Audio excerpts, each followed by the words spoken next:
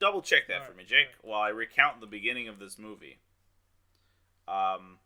So corrupt cop goes into dude's house, and this is when I immediately noticed that this movie's production was not top quality, in that there was something blurry. Like, I know it was a split focus thing where the background's out of focus, but the foreground's in focus, or vice versa. But they really overused it. So there was one blurry thing in every shot in this scene. It was a real travesty. And they shoot the guy for, I don't know, it's not terrible, but like, it's not well executed. He's just talking about, he whips out like a deagle. Like, the dude just has a big fucking gun. The bad guy has a big fucking gun that he whips out. He's like, look at my gun. And it's a lot of dick. There's a lot of penis euphemism in that whole thing. They kill the guy and they raid the safe to get rid of the incriminating evidence because they're corrupt cops, and you can't have that. I'm literally falling asleep talking about this right now.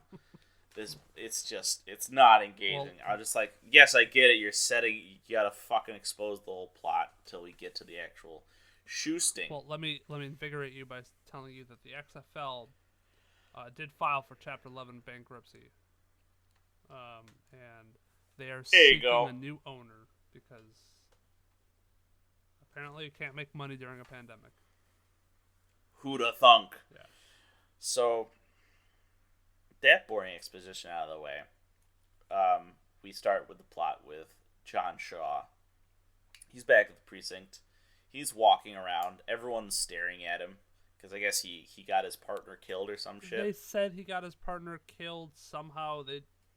They went into a little bit of detail. I think he missed a shot, right? Did he miss a shot? Maybe. Now he has, that was a weird plot where he's like, his aim's bad sometimes, and then it gets good. And then it gets really accurate at some point when he headshots people. Angry. Yeah. I forgot. This one's for Kurt because you haven't watched Letterkenny yet, Jake. No. But so remember the beginning where he pulls up in his sweet yellow car? Yeah. And he's like, he flashes that kid the badge. Yeah. That kid that challenges him. He was Jonesy on Letterkenny. He's one of the hockey players. Oh yeah, he did look familiar. Yeah. Okay. Yeah. I saw that. My brain leapt out of my skull. I'm like, oh my god, Ferda. Just fucking, hey Jonesy, you want to drive out here? Yeah, Riley, you want to get him? Yeah, Jonesy. Just shit like that.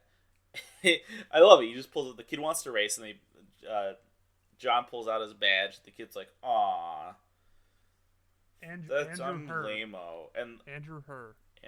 Yep. On Letterkenny. The Jonesy. And his girlfriend laughs at him because he just got emasculated or whatever. And then winks at the cop, and is like, I'm like, oh, you're gonna cheat on him in the future. Yeah. He doesn't fuck anyone in this movie. There's a lot of people he could. There's a lot of prospective do's in here, but he doesn't do the do. Well, they get shot, so they get penetrated somehow. They get penetrated in other means. So John Shaw returns to work, and while this is happening, some other side plot is happening where I have to talk about a couple things in the bullpen scene. So he's introduced. This is where we introduce all our characters, including the new recruit who's looks up to him sort of, and the captain who's trying to be an ally. And I guess it paid off in the end, but shit, this was some crazy ass editing. If you look at it through the through line of the entire movie, it's maybe good foreshadowing, but in the moment, it's the stupidest fucking thing. So he's talking to the captain, and to end the scene, right, she's like, I'm open. I'm an open book. You can come in anytime to talk to me. I'm open anytime. And then she walks onto the elevator, and the doors close, which is the symbology in film, generally, for I'm going somewhere that you can't follow. Don't follow me. I'm closing myself off. Yeah. You remember how that scene ended, right? I'm like, the thing you said And the thing the camera did not match. That's good. Who's the director here? Or that's good But film editing because the what she was saying was a lie. Yeah, because it paid off because she turned out to be bad at the end. Yeah. And then immediately got her fucking comeuppance in 1 second. I like that. I like when it pays off right away.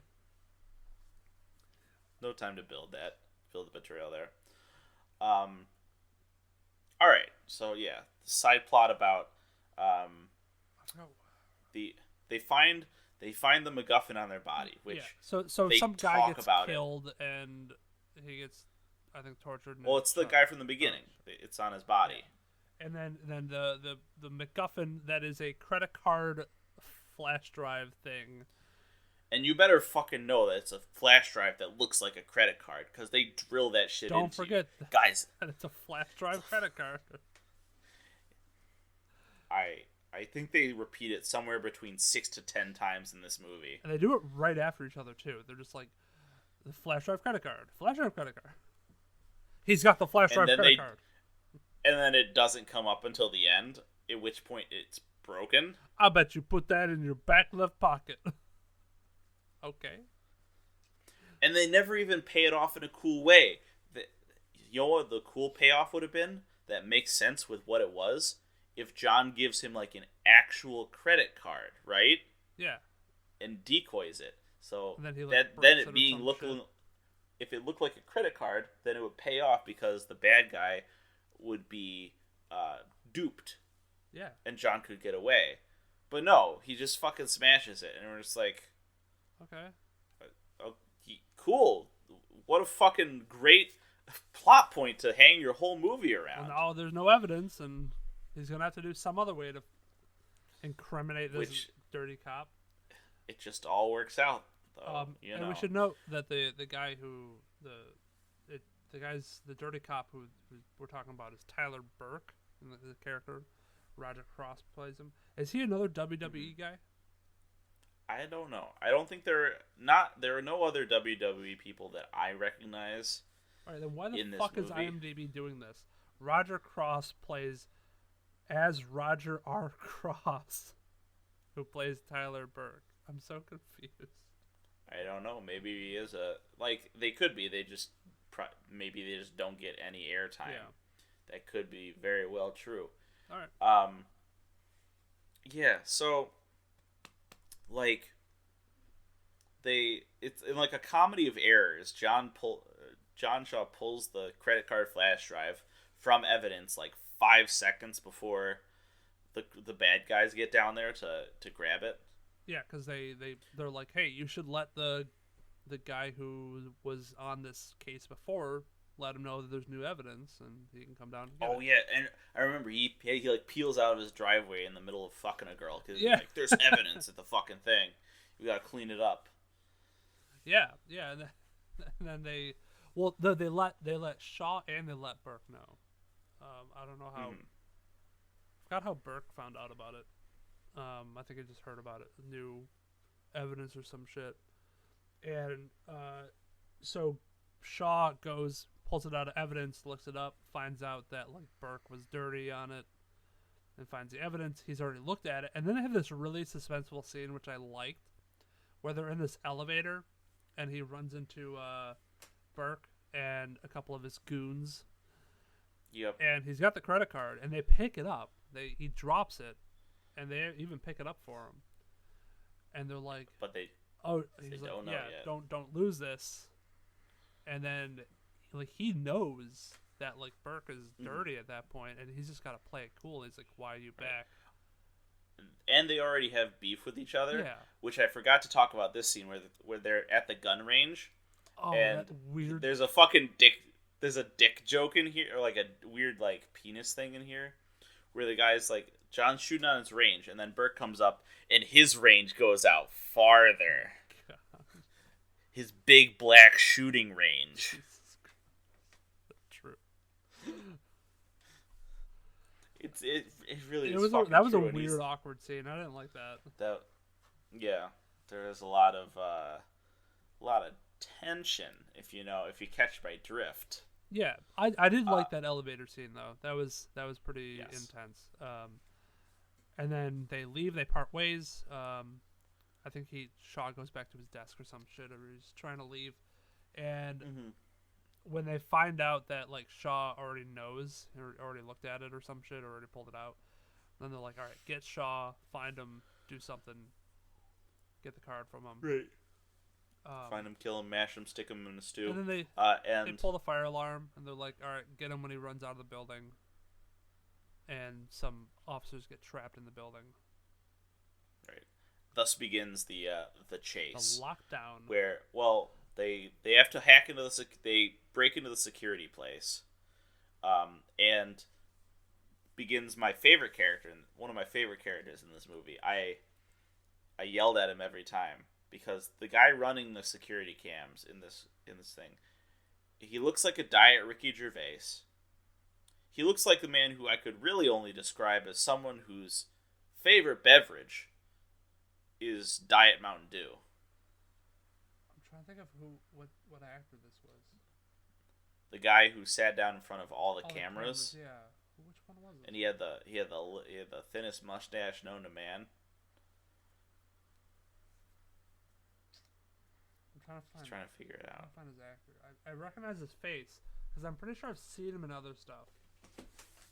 Could have been. But here, I don't. Diet Mountain Dew Man. That was my name for him this whole movie. And he doesn't know how to use. So first, I have to yell at this police station for their inept fucking camera system. Because I don't know much about security systems. But to me, it seems like you should design your cameras and monitor setup in the security room in such a way that when your suspect runs out of one camera frame, they should ideally run into another, right? And the one that they run should be connectable through the monitor. So your eye should just be able to track his motion across a monitor and let you track his motion through the building. But several times, he steps out of the camera's frame and he's just gone. He disappears. Can't find him anymore. He's like, oh, I lost him. Like, there was a really dumb scene where... So I found the guy. He's, Darrow. So the guy, Darrow. Was Darrow, Lachlan Monroe. Lachlan Monroe. You look like a guy who enjoys a fine Mountain Dew. A diet variety. He was in White Call Chicks. me. He was in Scary Movie. That's how I know him. He was Greg in Scary Movie. Oh. Which I've seen before. He's old Greg. Yeah. So, there's this scene where he's just like... He's like looking at the cameras, like doing his job, and then he finds Shaw. He just pops up out of the corner, and it's like, "Here I am." Mm-hmm. He's like, "Got him." He's on 3rd floor, right. He knows corridor. exactly where he is in He's the building. The crime Great. area. He's like Crime lab. crime lab. I got him, and he's like, and then he walks out of frame after he's done talking to Burke over the intercom or something like that. He knows he got killer. He's like, "Oh, Yep. where'd he go? I lost him. I lost him." Like, yeah, no, he was gonna wait around for you, you dumb idiot. Oh, and he's not in the crime lab, or anything. He's not in the vicinity of the crime lab, of course. No. I like the one where he was in a hallway and he was talking, and he busts up the camera, and he's getting pincer attacked from both sides by two teams of shooters. And not only is he gone from the camera, the teams meet and he's just nowhere. Did he just fucking ninja vanish into a closet? He channeled his inner Gordon. Ninja Master Gordon. Like, there's... after it's locked down, we basically just watch him do his best Die Hard impression for 40 minutes. Yeah, it's Die Hard for a while. It's also it's like a setup flick of him getting set up by killing a couple officers. They said he's like always shot like 5 officers. Were you, when you watched the parking garage scene, because he tried to get to the parking garage to get a car to get out of there, but it didn't work. When you saw that guy come in on the parking lot scene, and he was never introduced in the movie before, and he just walks into the shot, I'm like, oh, he's gonna get shot. This man's gonna die. Like, this may not be an actual wrestling show, but I can smell a jobber when I see one. And I knew that man was about to be fucking got his guts blown out. Oh yeah. And that was the same scene where 3 men with hand pistols seemed to shoot an entire 50-round drum into the side of a car. You know what happens. Without ever reloading. It happens. Get those And extended I love how mags. he's like cruising past them and they're 5 feet away from his face, but they're shooting the tires. You gotta love this shit. Yeah, there was some pretty cheesy shit in this. There was what about the scene on the rooftop where he wrestles the one guy who's apparently in all tactical gear, and he pulls the pins on the grenades. Like I've seen that action. I've seen that move before. I got your pins, and he's like, "Oh shit!" and he tries to get it off, but then he blows up in the goofiest CG explosion I've ever fucking seen, and it's just like he blows up into meat chunks. I'm just like, this is so dumb. Oh, he just goes poof and it turns into cherry Kool-Aid. And turned into chunks. There was some really goofy stuff around here.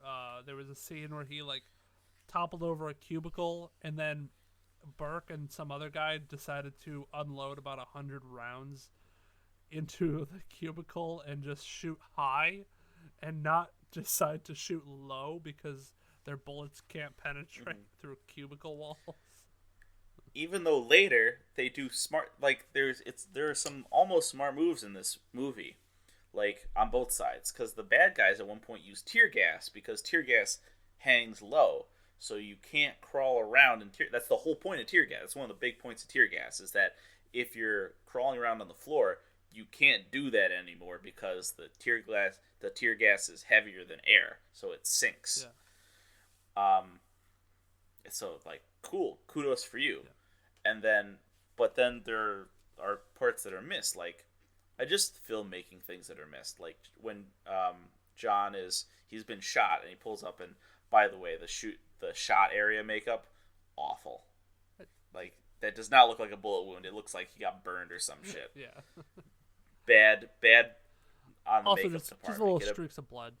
Just in and out. Yeah. Quick little shot. Get a better makeup department, guys. Come on. Anyways, he's in the office, and Again, a missed opportunity, like with the credit card. I really wanted him to crawl.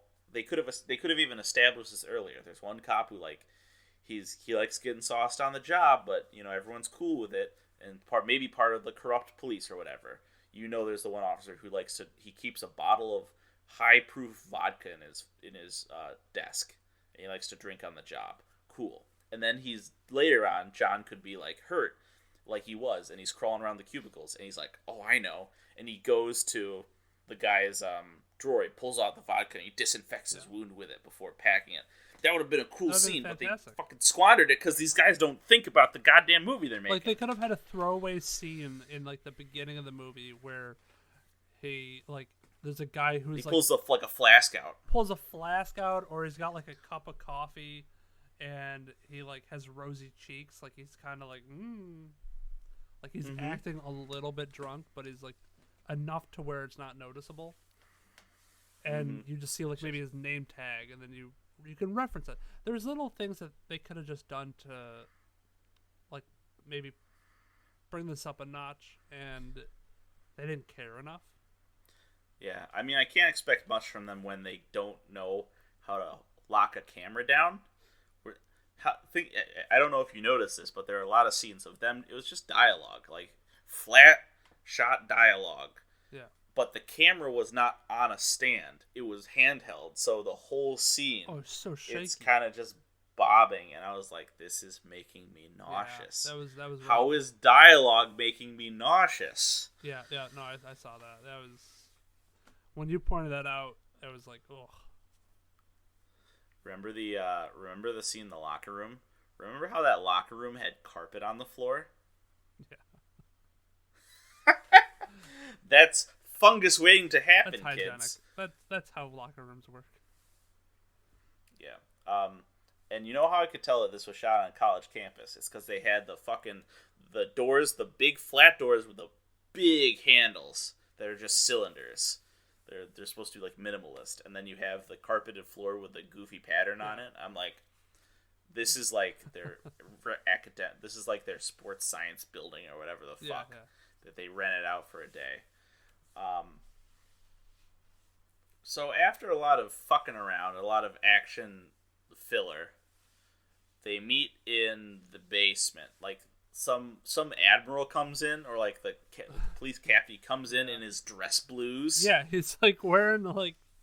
I don't. Do they like, really do that? I feel like they don't. Like no, it's 10 o'clock at night. You know, there's no way this guy got pulled away. There's no way he's still from his family and dinner, and he's like, I gotta put on my full fucking regalia, and not like a simple officer's uniform or anything like that. Man looks like he's ready to give out the Medal of Honor, and he's dressed up like this, and they pull up. All the cops show up. It's Burke who's cornered Shaw, and they're about to arrest Shaw because everybody thinks it's Shaw who's been killing the officers and stuff like that. And then he's like, wait, I'm innocent. Because also, by the way, Captain Matthews, the girl who was also in on it, she got KO'd. Again, that was the quickest fucking turnaround ever, where she's like, I betrayed you. Shaw's like, and then Burke is like, no, I betrayed you. Ha ha, ba, ba. Double cross. So, okay, saw that trope coming. And then they come in, all the other cops come in, and they're about to arrest Shaw, and he's got a little voice recorder. He did the fucking phone in the pocket trick. Phone in the pocket trick, and recorded Burke saying, I double-crossed you, I'm the bad guy. And then the mystery gang saved the day, and old Burke didn't get to sell his timeshare for money. Like, it's straight out of a fucking kids show. And this would be the part where if they had used the credit card properly, he would have pulled out the card, and he'd been like, I'd like to make a deposit or some shit. Did you notice that his one-liners sucked ass in this movie? Yeah. Not very good. Like when he shoots the dude in the head, he's like, how about you shoot for somewhere where a guy doesn't have Kevlar on his body? Like your head? And he he bops him in the head. He's like your head. And I'm like, this is... Jesus. So bad. Write a better one-liner. Like, thanks for the advice would have been like so much better. Just like a even simpler thing. I don't know. It's God, they're just so bad. No. Here, watch this. I'm gonna rewrite that fucking exchange right now. Hey, the guy goes instead of Kevlar, he's like, maybe you should shoot somewhere that's not covered up, or it's not being covered, and then pops him in the head. And the guy was bald, so he's like, he pops him in the head. He's like, yeah, I think your head's exposed, or some shit like that. Like make a bald joke at him. That would have been great. Boom, right there. See, it took me 15 seconds. Male pattern baldness is hereditary. Ooh. I don't know. So just shit like that. He doesn't save anyone. Everyone who he tried to save is dead. Everyone in that encounter is dead. He walks out like as a hero, but this is ostensibly a shit show for everyone involved. They just found out that there are like 6+ corrupt cops in their department that were in a giant fucking conspiracy. They're all dead. One guy walked out of the building with only the testimony of a bad guy that they heard for 2 seconds. You don't know what else he did in there. You don't know if he's responsible for everyone else's deaths. But he just gets to walk out and just walk home. That's the thing. Like when the movie's written badly, it breaks my immersion, and I'm just like, I just start thinking about this if it was like some sort of real situation, and I just balk at this. I'm just like, oh my god. If you heard 6 dead in police department shootout,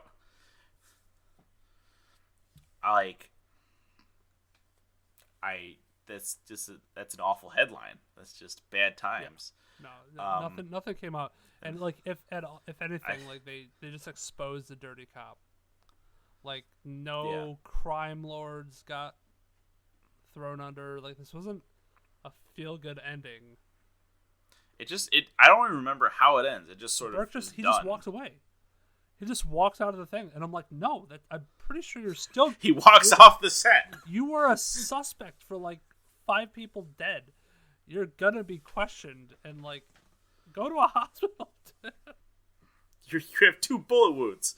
You are this close to shock. Jesus. I like that where the guy gets stabbed he stabbed himself in the chin and he my dies. God. That's one. What?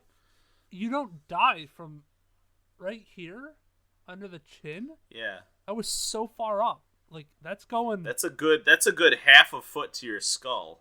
Like that's going into your mouth. Like yeah, you're gonna be in a lot of pain. You're not gonna die though. That's not your jugular. Mm-hmm. There's the guy that gets like shot in the shoulder and he bleeds out in the span of 20 seconds. You just watch on screen as he goes into shock and dies. Yeah. I was like, okay.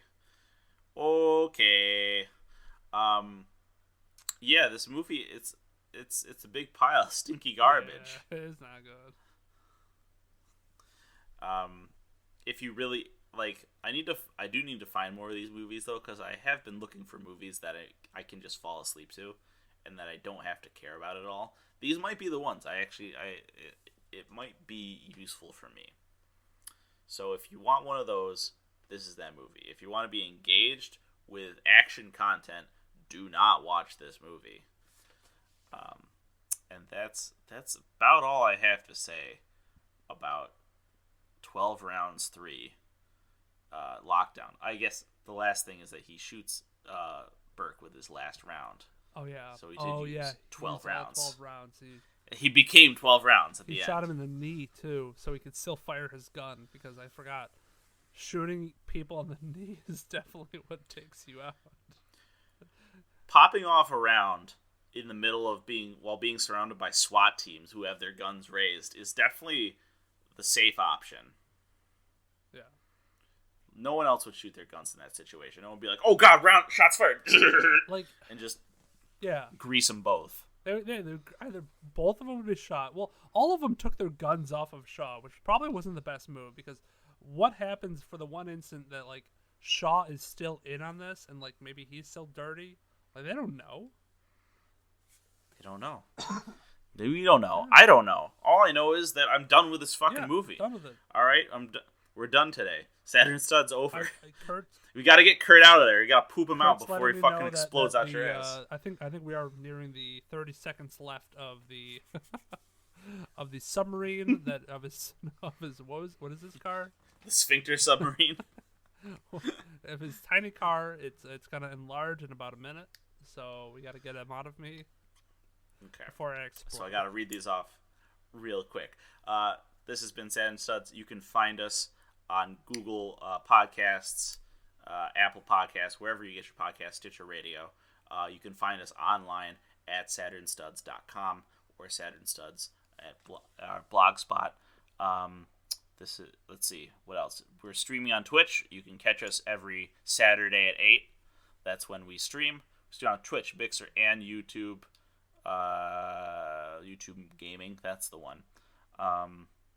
And if I missed anything, check us out at Saturn Studs on Twitter. Do we have a Facebook, Jake? Yeah, find us on Facebook, the Saturn Studs. We're fucking everywhere, my man. Twitter sphere at Stud Saturn.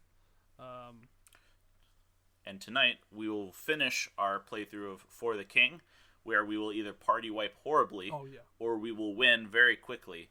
Either way, we'll be starting off with For the King, and we'll be moving into some other stuff. So check us out. It's about 2 to 4 hours. I think it's about 4 hours we stream every night. So come in anytime after 8, and we'll be going. All right? So we got to drop some steamers. So that's it for tonight. That's the cast. Yeah. All right? Be well, stay safe, and journey through someone's body like it's 1995. Peace. Bye-bye.